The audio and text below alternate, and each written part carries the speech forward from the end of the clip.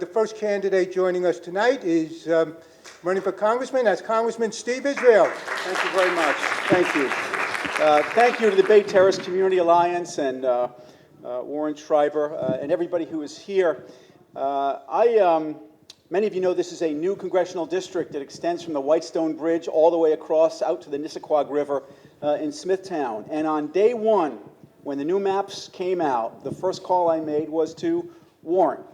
And I called Phil, and I called Matt. I called Bob Friedrich at Glen Oaks. And a few days after that, we met at the Panera down the block. By the way, I appreciate Outback sponsoring us. I ate at Ben's tonight, I want everybody to know. And we met at Panera, and I said, look, I'm not going to pretend to know everything there is to know about Northeast Queens. Will you teach me? And they did. And so starting on day one, I took on FEMA for its discriminatory policies against co-ops and condos when a storm hits. I work with Bob Friedrich on that issue. And we took on the issue of airplane noise, and I've been meeting and working very hard with Queens Quiet Skies on that issue. And we took on the issue of the damage caused by Hurricane Sandy at La Havre, and we had a conference call today with the folks at La Havre to talk about making sure that they can get reimbursed for the damage that occurred. But there are also there are national and international issues that we have been working on. Let me share a few with you. Many of you know that I was the first member of the United States House of Representatives to go to Israel when the missiles flew in from Gaza. The first. And look, to the consternation of some and the contentment of others, I lean to the right on national security issues when it comes to Israel. I'm more progressive when it comes to women's rights and social issues and investments in the environment and education. I have had pronounced and explicit disagreements with President Obama on Israel. We've gotten into some pretty significant arguments over Israel. And I have some thoughts about what's happening there. I hope we can get to them in questions and answers. There are also some pretty important economic issues that we are dealing with, and I want to share some of them with you. Number one, I don't believe that you build a middle class by giving big corporations corporate tax loopholes to allow them to ship jobs overseas. You build a middle class by giving corporations tax incentives to create jobs in the United States. Number two, one of the biggest issues we have right now, economic crises facing the middle class, is college student debt. $1 trillion that our students owe to the banks. I have legislation that would enable every middle-class family to refinance that debt. Some people in Washington say we can't afford to let middle-class families finance their college debt, but they let the big banks refinance their debt because they said they were too big to fail. The only group of people in this country who are too big to fail is the middle class, and we ought to be providing support for them. Number three, women. Time? Thank you very much. We'll get to more in questions just when I was getting good. Okay. Congressman Israel, I have a first question to ask. Sure.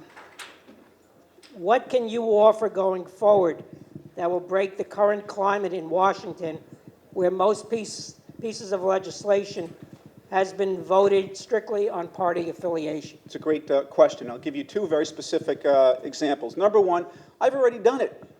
I've disagreed with my party on a number of issues. One is where I disagreed with the president. President wanted to end all of the Bush tax cuts for people who he said weren't rich. I said to the president, well, how do you define rich? He said $250,000. I said, well, you know, $250,000 may make you rich in some areas of the country. It doesn't make you rich in New York. And so I opposed the president on that. We compromised that all of those tax cuts continued for the first $450,000. So I've demonstrated my willingness to cross party lines when it comes to defending the interests of my district. On Israel, I have disagreed with many in the administration, as I disagreed with many in the Bush administration when I thought that they were undermining the relationship between our two countries. And finally, I said two examples. Let me give you one more. I created something called the House Center Aisle Caucus, because I know you're fed up with the politics and the partisanship and the screaming and the attacking and the name-calling and the blaming, and so am I. And so I created something called the House Center Aisle Caucus. 25 Democrats, 25 Republicans. meet at a Chinese restaurant on Capitol Hill, because one thing Democrats and Republicans can agree on immediately, cheap Chinese food. That we can agree on. And most of them are Jewish. We didn't meet on Sunday nights. We meet on Monday nights, which is hard for some of us Jews. And here's what we do. We pick an issue. We spend 5 minutes disagreeing, and then 55 minutes agreeing.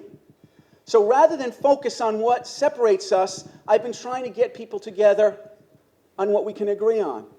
Today, I got Eliana Ross-Layton in, a Florida Republican, to work with me to create a new initiative that's going to battle anti-Semitism in Europe and Latin America. It's bipartisan. It's necessary. Where I can defend my district or my values, I'll cross the aisle any day of the week.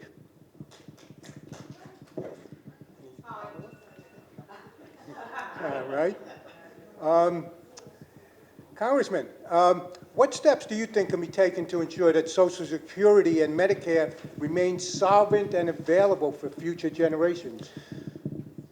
This is going to be one of the major challenges that we face, ladies and gentlemen, because of demographics. The fastest growing segment of the population in the United States of America over the next 17 years will be the elderly, will be retirees. And it used to be when Social Security was created, and even when Medicare was created, it was based on a formula. A lot of people working, contributing to the system, supporting fewer people who are retiring. Now it's inverted. It's a few people who are working, contributing to the system, supporting many people who need those benefits. And so we've got to get Republicans and Democrats together to figure out what can be done pragmatically that protects the middle class. I'll tell you what I will not do. I'll tell you what I will not do. I will not support a Ryan budget that has been voted on time and time again that takes Medicare and turns it from a guaranteed benefit into a voucher program where you end up having to pay an additional $6,000 for what you always got for free. I will not support the Ryan budget, never have. We'll continue to lead the fight against that Ryan budget, and that's a difference in this election.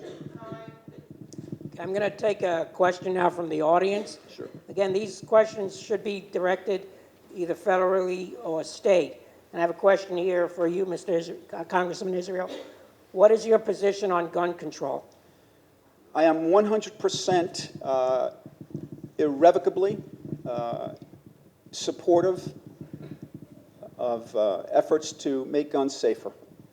I support trigger locks. I support every reasonable mechanism to reduce the number of gun deaths in the United States, which happen to lead the entire civilized world. Let me tell you one thing that I did specifically, and again, bipartisan.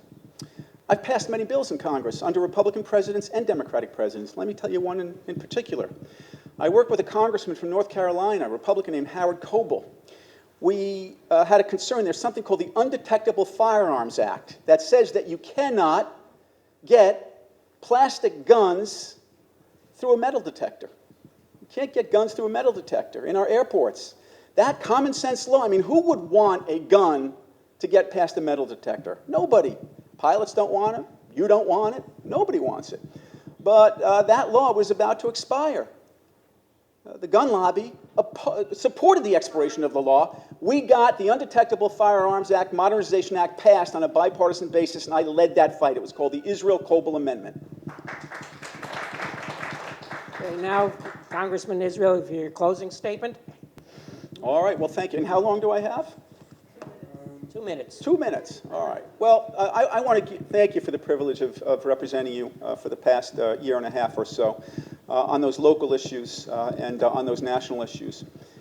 One thing I didn't mention that I want to close with is in building a middle class is an issue that should be very important to all of us. You cannot build a middle class by creating an underclass of women in this economy. A woman gets paid 77 cents to every dollar that a man makes for equal work. I have been trying to pass legislation for pay equity that simply says this.